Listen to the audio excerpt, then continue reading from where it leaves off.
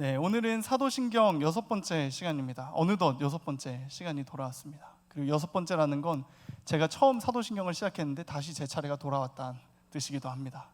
네, 오늘은 6번째 장사된 지 사흘 만에라는 제목으로 함께 말씀을 나눌 때에 함께 나눈 말씀 가운데 하나님께서 깨닫게 하시고 또 우리의 삶을 은혜로 풍성하게 하시는 시간이 되기를 간절히 소망합니다. 저에게는 이제 친할머니, 친할아버지가 이제 어릴 때 돌아가셔서 기억이 없습니다. 친할머니, 친할아버지는 제 기억 속에 아주 어렸을 때 이렇게 잠깐 본 분 정도로만 기억을 하는데, 제가 이제 외할머니, 외할아버지가 좀 오래 살았습니다. 그런데 이제 제가 20살 때 외할머니가 돌아가시고 제가 27살 때 이제 외할아버지께서 돌아가셨는데, 외할아버지께서는 이제 장로교회 장로님으로서 이렇게 심부를 하시다가 은퇴하시고 나서 이제 교회 봉사도 멈추지 않으시고 계속해서 하셨던 분이셨어요. 그리고 저에게는 이제 손자죠, 제가. 그런데 이제 제가 그 신학교를 가고부터는 저를 전도사님이라고 이렇게 부르셨습니다. 저를 이름으로 부르신 적이 한 번도 없던 것 같아요. 그리고 인사도 처음에는 왔어가 아니라 이제 할렐루야로 시작을 하셨습니다.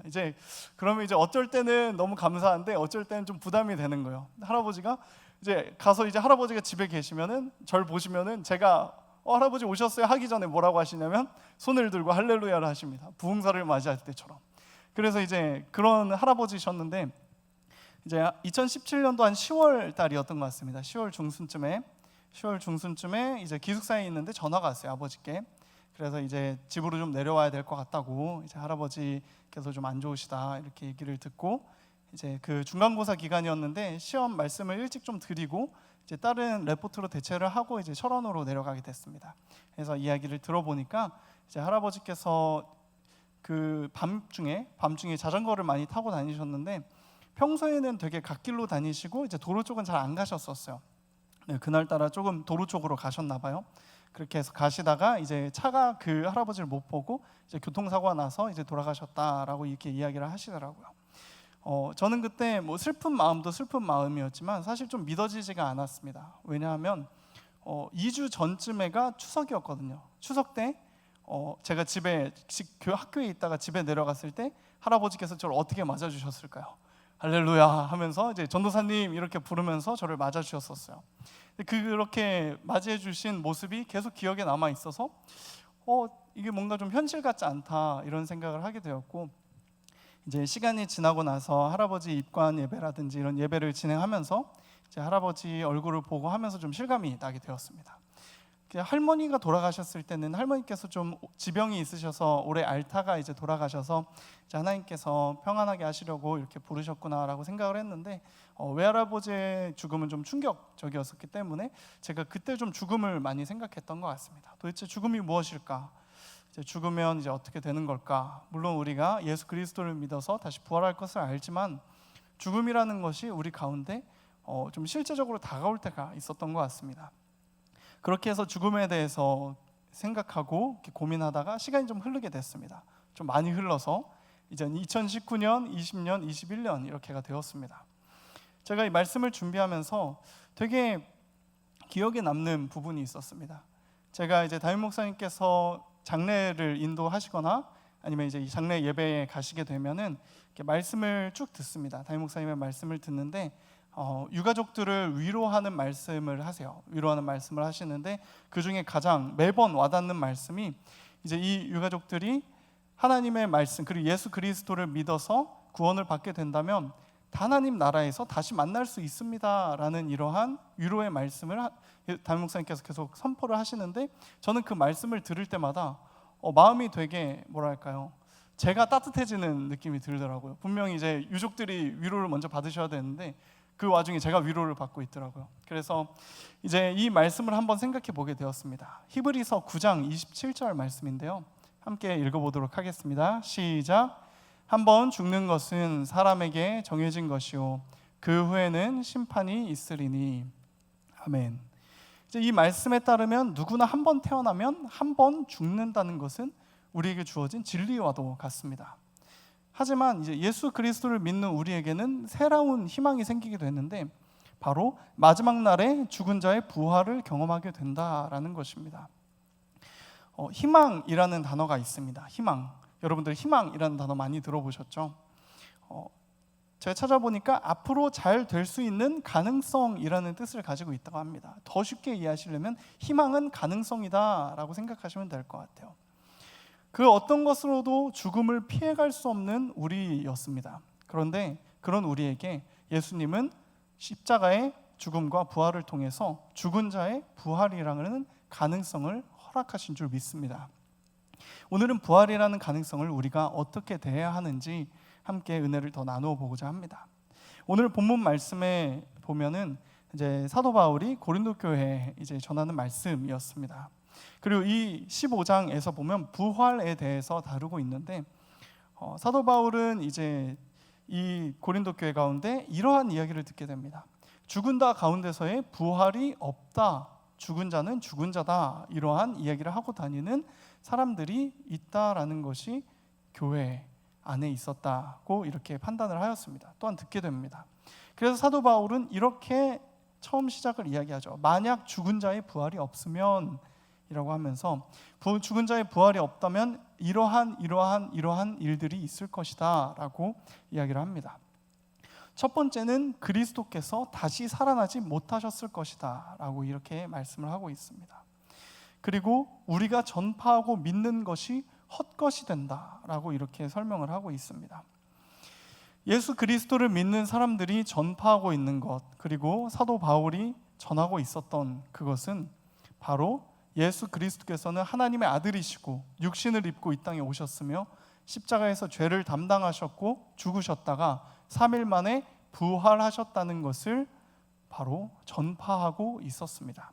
그런데 이제 부활이 없다, 죽은 자는 부활할 수 없다라는 그러한 이야기가 사실이라면 우리가 전하는 것, 우리가 전파하는 것, 이러한 모든 것들은 소용이 없는 헛것이다, 헛것이 될 것이다 라고 사도 바울이 이렇게 이야기를 합니다.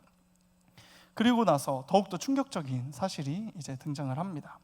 우리가 여전히 죄 가운데 있을 것이다 라고 하며 잠자는 자들의 부활도 없다라고 이렇게 사도 바울이 이야기를 합니다. 우리가 예수 그리스도를 믿는 것은 우리가 구원을 받고 또한 구원받은 존재로서 하나님 나라에 갈 때까지 하나님의 뜻을 받아 예수 그리스도와 함께 살아가는 것이 우리의 목적입니다. 그런데 그 이전에는 우리가 회개하여 죄를 사함받는 과정이 있어야 됩니다. 그런데 이제 죽은 자의 부활이 없다면 예수 그리스도의 부활도 없고 예수 그리스도의 부활이 없다면 또한 우리에게 죄 사함도 부활도 없다라는 것입니다. 죽은 자의 부활을 부인한다라는 것은 예수 그리스도를 믿는 기독교 신앙을 부인한다라는 것과도 같습니다. 더 쉽게 말씀을 드리면 부활이 없이는 예수 그리스도의 이 십자가 신앙이 있을 수 없다라는 것입니다. 그리고 마지막은 이제 모든 사람 가운데 우리가 더욱 불쌍한 자다라고 이렇게 이야기를 하고 있습니다. 고린도전서 15장 19절 말씀입니다. 제가 읽어드리도록 하겠습니다. 만일 그리스도 안에서 우리가 바라는 것이 다만 이 세상의 삶뿐이면 모든 사람 가운데 우리가 더욱 불쌍한 자이리라. 아멘. 이 말씀을 듣고 불안하신 분 혹시 계십니까? 이 말씀을 듣고 내가 예수를 믿고 살아가는데 우리가 이 말씀을 듣고 내가 이것이 헛것이면 어떡하지? 내가 믿는 예수가 헛된 것이면 어떡하지? 라는 불안함에 휩싸이신 분들 괜찮습니다. 왜냐하면 이 다음에 나올 말씀들이 우리의 그러한 불안함을 깨끗하게 없애줄 것입니다. 이제 예수 그리스도의 부활에 대해서 부활이 없다면 어떤 일이 일어나게 되는가에 대해서 사도 바울이 이렇게 말씀을 계속해서 이어나가고 있습니다. 그런데 이제 말씀을 전하면 전할수록 예수 그리스도가 없으면 어떻게 될까를 전포하면 선포할수록 어떻게 됩니까? 바로 부활이 점점 더 선명해지는 것을 우리가 깨달을 수 있습니다. 이 마음 가운데 그렇지, 예수님이 살아나시기 어렵지, 그렇지, 우리가 아직 죄도 사함 못 받고 부활도 없고 우리가 이게 이렇게 고생하면서 수요일 저녁에 7시 반에 퇴근하고 저녁도 못 먹고 예배 드리는데 가장 불쌍한 자가 아닐까, 이러한 생각을 하기보다는 점점 더 우리 마음 가운데 예수 그리스도의 십자가 부활이 선명하게 다가오게 됩니다. 그리고 말씀을 준비하면서 제가 이러한 질문을 마음속에 계속 갖게 되었습니다. 모든 말씀 가운데 우리 가운데 가장 잘 들어오는 말씀, 우리 마음 가운데 이렇게 새겨지는 말씀이 어떤 말씀일까? 바로 나와 상관이 있는 말씀이 아닐까라는 생각을 해보게 되었습니다. 그렇다면 이제 이 질문을 부활에 적용을 한다면 이렇게 될 것 같습니다. 예수님의 부활은 나와 어떤 상관이 있는가? 예수 그리스도의 부활은 나와 어떤 상관이 있는가? 첫 번째입니다. 예수님의 부활은 우리를 죄 가운데서 구원하시는 십자가 능력의 완성인 줄 믿습니다. 예수 그리스도께서 십자가에서 달려 죽으신 것으로 그 십자가 사역이 끝이 났다면 우리에게는 부활의 소망보다는 예수님이라는 그러한 위인의 위대한 업적을 따라가면서 우리가 예수님처럼 살아가야겠다는 교훈 정도로 아마 그리스도교가 끝났을 것 같습니다. 하지만 예수님의 부활을 통해서 예수님께서 하신 그 사역이 완성되었고 이제는 예수 그리스도의 부활을 믿는 자들에게는 똑같이 죽은 자의 부활이 임하게 될 것이라는 것이 바로 우리에게는 십자가 능력이 되는 줄 믿습니다. 그러한 능력을 우리가 소유하고 있는 줄 믿습니다. 두 번째로 예수님의 부활은 예수를 믿는 자들의 부활을 소망하게 하는 부활의 첫 열매입니다. 제가 말하고도 어렵네요. 자, 좀 더 쉽게 말씀을 드리자면 예수님의 부활은 우리가 그 부활을 소망하게 만든다라는 것입니다. 부활을 바라게끔 원한다라는 말씀이죠. 여기서 이 세상의 삶으로 만족하시는 분 한번 채팅창에 남겨주시면 안 되겠죠. 네, 채팅창에 남기시면 이제 다 보고 이렇게 이 세상의 삶만을 중요하게 하나 하실 텐데 우리가 예수 그리스도를 믿는 것은 이 세상의 삶으로 끝나는 것이 아님을 우리가 예수 그리스도를 통하여 믿고 지금 이 자리에 나온 줄 믿습니다. 우리는 이 세상의 삶으로 끝나는 것에 만족하는 사람들이 아닙니다. 어떻게 보면 우리는 예수 그리스도를 믿음으로 말미암아 이 세상의 삶 가운데서 하나님의 나라를 누리고 그리고 이 세상을 이제 마무리할 때에 이 삶을 마무리할 때에 이 삶을 넘어서서 있는 영원한 하나님의 나라를 소망하는 사람들인 줄 믿습니다. 그래서 예수님의 부활은 바로 우리에게 부활을 소망하게 하는 능력인 줄 믿습니다.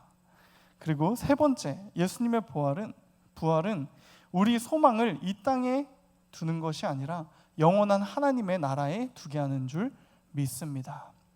우리가 어떤 목적을 가지고 살아가느냐에 따라서 우리 삶의 행동, 우리가 하는 모든 일들의 시작이 달라지게 될 것 같습니다. 우선은 이 땅 가운데 삶이 중요하다라고 한다면 우리는 돈이라든지 다른 사람들에게 유명한 사람이 되든지 아니면 내 말 한마디에 사람들이 움직이게 만드는 권력을 갖든지 이러한 사람들이 모두가 원하는 것을 바라보고 살아갈 것 같습니다.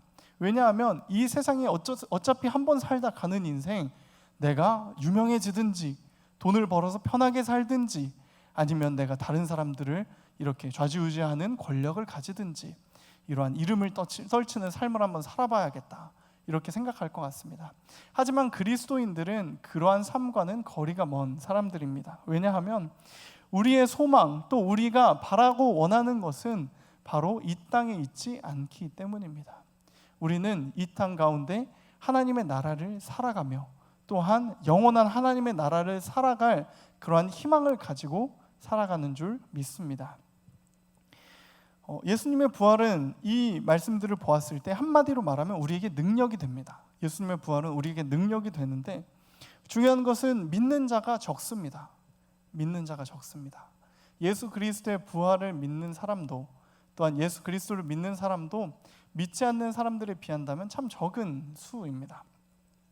그런데 이것은 어떻게 보면 우리에게 좀 당연하게 받아들여질 수 있을 것 같습니다. 왜냐하면 부활은 경험으로 믿어지는 것이 아니기 때문입니다.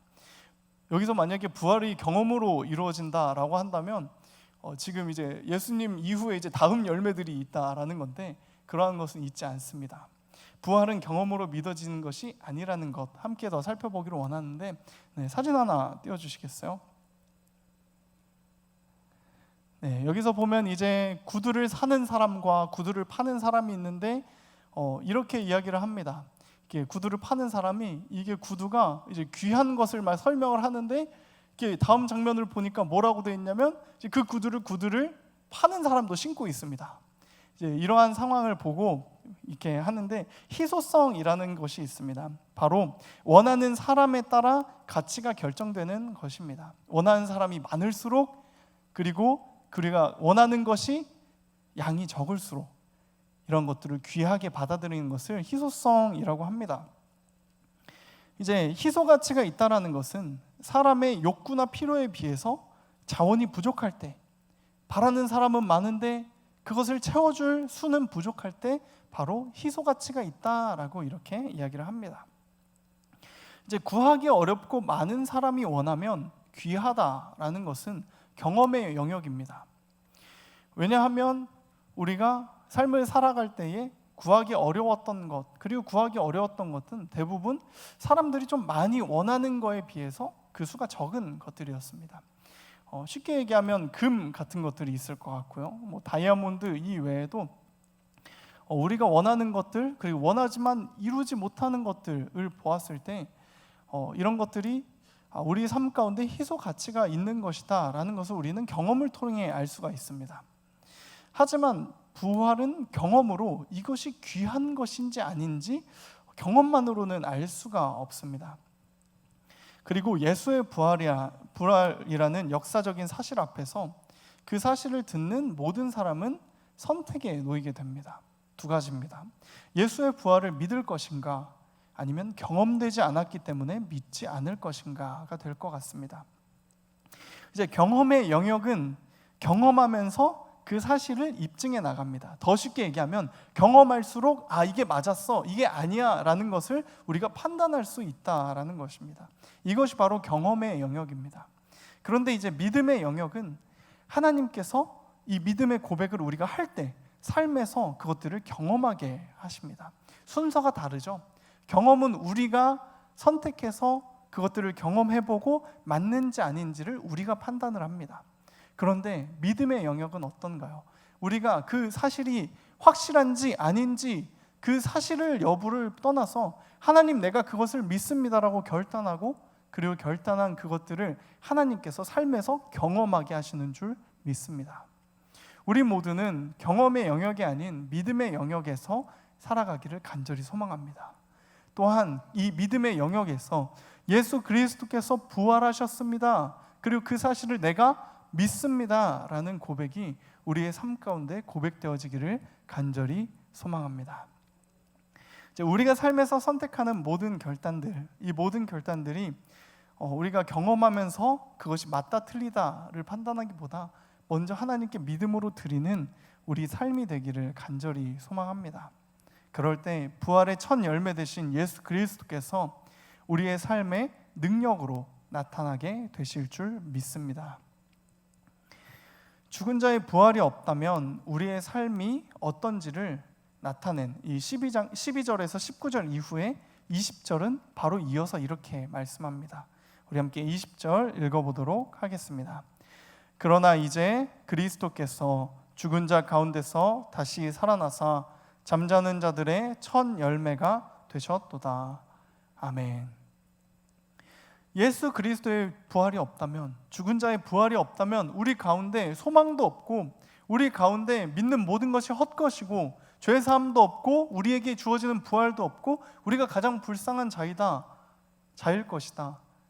그러나 이제 반전이 일어나는 것입니다. 그러나 이제 그리스도께서 죽은 자 가운데서 다시 살아나사 잠자는 자들의 첫 열매가 되셨도다.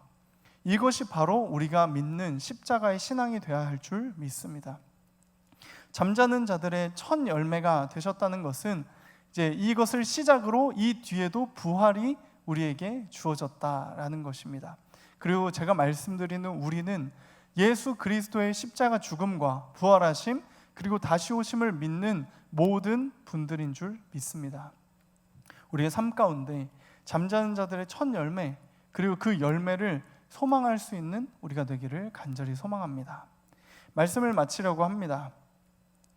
제가 희소성 그리고 희소가치라는 좀 어려운 말씀을 좀 드렸었습니다. 다른 사람들이 바라고 원할수록 그리고 그 바라고 원하는 것이 적을수록 그것이 귀하다라고 말씀을 드렸는데, 사실 십자가의 부활은 우리 모두가 바라고 원하는 것이 되어야 합니다. 왜냐하면 우리의 삶은 여기서 끝나도록 하나님께서 계획하시지 않았기 때문입니다. 그래서 우리 삶 가운데 바라고 원하는 것이 하나님께서 원하시는 그 부활의 생명, 그리고 그 생명을 통하여서 영원토록 하나님 나라에서 사는 우리의 삶이 되기를 간절히 소망합니다. 사진을 하나 띄워주시면 감사하겠습니다. 자, 희망과 소망은 같은 말 같지만 다른 말입니다. 희망은 가능성을 이야기합니다. 그리고 우리에게 희망은 부활의 가능성입니다. 그리고 소망은 바라고 원하다라는 뜻입니다. 우리가 희망을 소망할 때 바로 부활은 우리가 가질 수 있는 최고의 희소가치가 될 줄 믿습니다. 부활의 가능성은 이미 예수 그리스도께서 십자가를 통하여 열어놓으셨습니다. 그렇다면 우리는 이제 어떻게 살아야 할까요? 바로 위에 써져 있죠. 바라고 원하면서 살아가야 합니다. 무엇을요? 십자가의 그 부활의 열매를. 우리가 살면서 예수 그리스도를 잊을 때 혹은 멀어질 때가 언제인가요? 감사함을 놓칠 때인 것 같습니다. 십자가의 죽음, 십자가의 부활을 통하여서 우리 가운데 주시는 그 소망, 우리가 바라고 원하는 그것들을 우리가 때로 놓칠 때가 바로 우리가 예수님으로부터 멀어질 때가 아닌가 싶습니다. 말씀을 준비하면서 참 죄송했습니다. 하나님께도 그리고 성도님들께도. 왜냐하면 제가 이제 부활을 계속해서 묵상하는 가운데 제 가운데 어느새 부활을 소망하는, 바라고 원하는 그러한 마음으로부터 좀 멀어져 있는 것을 발견했기 때문입니다. 그래서 말씀을 준비하면서 정말 어려웠습니다. 어려운 개념이어서가 아닙니다. 이 말씀을 내가 살아내고 있지 못하는 내 모습을 바라보면서 참 괴로웠기 때문입니다. 그래서 말씀을 준비하면서 참 회개도 많이 했던 것 같습니다. 이 말씀을 통해서 저 또한 그리고 우리 성도님들 모두 예수께서 자신의 생명을 통하여 열어두신 부활이라는 그 가능성을 우리가 바라고 원하기를 간절히 소망합니다. 그래서 우리에게 가장 소중한 것, 우리가 가장 바라고 원하는 것이 바로 예수의 부활이 되기를 간절히 소망합니다. 그리고 저처럼 부활에 대해서 멀어지는, 그리고 멀어져서 이제 땅을 치고 회개하면서 그러한 삶을 사시기보다 오늘 말씀을 통하여서 함께 다시금 부활의 소망을 점검하시고 내가 바라고 원하는 것이 과연 무엇인가, 나에게 가장 소중한 것이 무엇인가, 이것을 오늘 한번 점검해 보시는 이 밤이 되었으면 좋겠습니다. 그래야 해서 우리 가운데 그 부활의 열매가 각자의 삶 가운데 맺혀지기를 간절히 소망합니다. 이 시간 원하고 바라고 기도합니다. 함께 찬양하실 텐데 우리가 원하고 바라고 기도하는 그 모든 것들이 하나님이 되었으면 좋겠습니다. 간절한 마음 가지고 함께 찬양하며 나아가도록 하겠습니다. 이 세상을 살아가는 동안에 나의 힘을 의지할 수 없으니 기도하고 낙심하지 말 것은 주께서 참 소망이 되심이. 우리 2절 고백합니다. 주의 길을 걸어가는 동안에 세상의 것 의지할 수 없으니 감사하고 낙심하지 말 것은 주께서 참 기쁨이 되심이. 하나님의 꿈이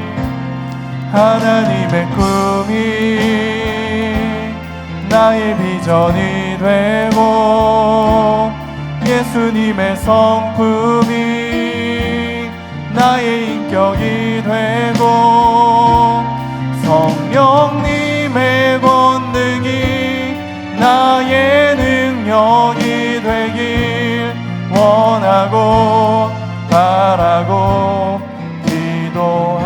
1절 고백합니다. 이 세상을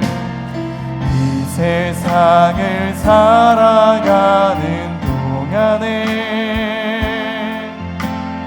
나의 힘을 의지할 수 없으니 기도하고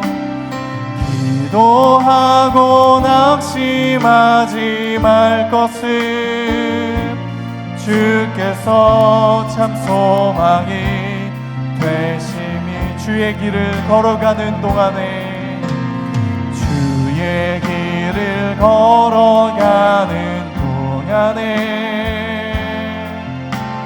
세상의 것 의지할 수 없으니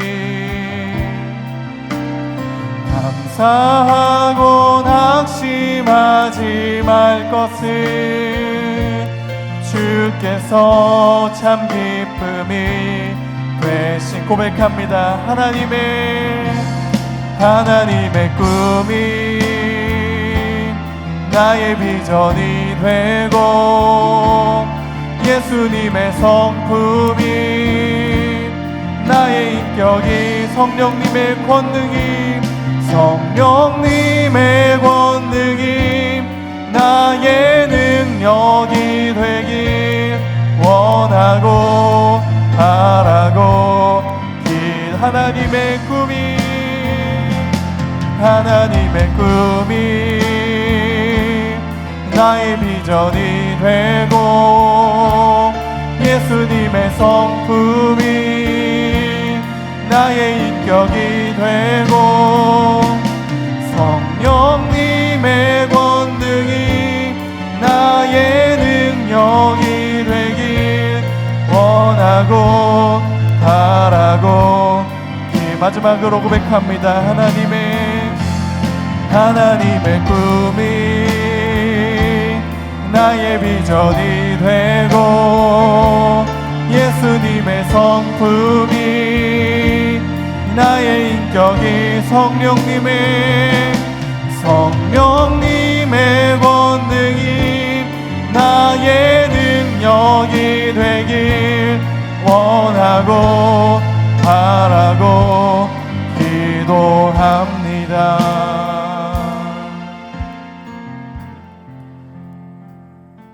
우리의 구원자가 되시며 우리의 부활의 첫 열매가 되신 주님, 죄로 인하여 죽을 수밖에 없는 우리 가운데 찾아오셔서 하나님과 동등됨을 취할 것으로 여기지 아니하시고 종의 형체를 가지사 이 땅에 오셨고 십자가의 고난과 모든 죄를 담당하심으로 죽으셨고 3일 만에 부활하셔서 잠자는 자들의 첫 열매가 되신 주님의 그 부활 가운데 우리가 거하기를 간절히 소망합니다. 우리가 이 세상 가운데 살아가는 것, 하나님의 나라를 이 땅 가운데 누리며 또한 죽음 이후에도 영원토록 누릴 그 소망을 가지고 있기 때문입니다. 주님, 우리가 바랄 것을 바라게 하시고 우리가 원할 것을 원하게 하시며 우리가 바라고 원하는 모든 것들이 예수 그리스도의 십자가 가운데서 드러나게 하여 주시옵소서. 오늘 예수 그리스도의 부활과 함께 은혜를 나누었습니다. 예수 그리스도의 부활이 우리 가운데 능력이 되게 하시고 소망이 되게 하시며 하나님께서 열어놓으신 부활의 그 소망, 부활의 그 가능성을 우리가 받아 누릴 수 있는 간절함 회복하게 하여 주시옵소서. 코로나19의 상황 가운데 어려운 가정과 사업장, 일터, 각자의 삶이 있습니다. 하나님께서 이러한 어려운 상황과 환경 가운데서도 바라고 원하는 것 하나님이 되게 하시고 하나님만을 바라고 원하고 소망할 때에 각자의 삶 가운데 주시는 은혜가 넘치게 하여 주시옵소서. 수고하고 애쓰는 모든 우리 반월중앙교회 성도님들 계십니다. 우리 사역자분들 계십니다. 하나님 아버지께서 붙들어 주셔서 강건케 하시며 또한 주님께서 주시는 것들을 받아 누림으로 날마다 기쁨이 더하여지게 하여 주시옵소서. 감사드리며 살아계신 예수 그리스도의 이름으로 함께 기도하였습니다. 아멘.